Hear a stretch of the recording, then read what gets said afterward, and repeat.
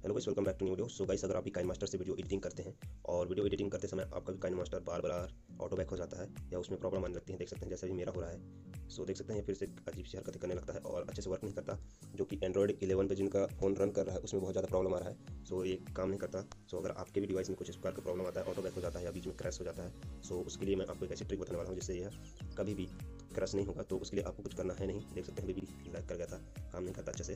तो उसके लिए आपको अपने काइनमास्टर को लॉन्ग प्रेस करके रखना है और अबाउट ऐप पे आ जाना है। सो देख सकते हैं जैसे आप अबाउट ऐप पे आएंगे तो यहाँ पे आपको कुछ सेटिंग अप्लाई करनी पड़ेगी। तो उसके लिए आपको यहाँ पे मोबाइल, यहाँ पे डाटा यूज डिटेल पे आपको क्लिक करना है। उसके बाद देख सकते हैं इस वाले बैकग्राउंड डाटा इसको आपको ऑफ कर देना है और डिसेबल वाईफाई इसको ऑन कर देना है और डिसेबल मोबाइल डाटा इसको ऑन कर देना है। ये दोनों को आपको ऑन कर देना है। उसके बाद आपको यहाँ से इसे बैकग्राउंड से हटा देना है और उसके बाद आपको काइनमास्टर को ओपन करना है। तो कुछ इस प्रकार का यहाँ पे नोटिफिकेशन दिखने लगेगा आपको।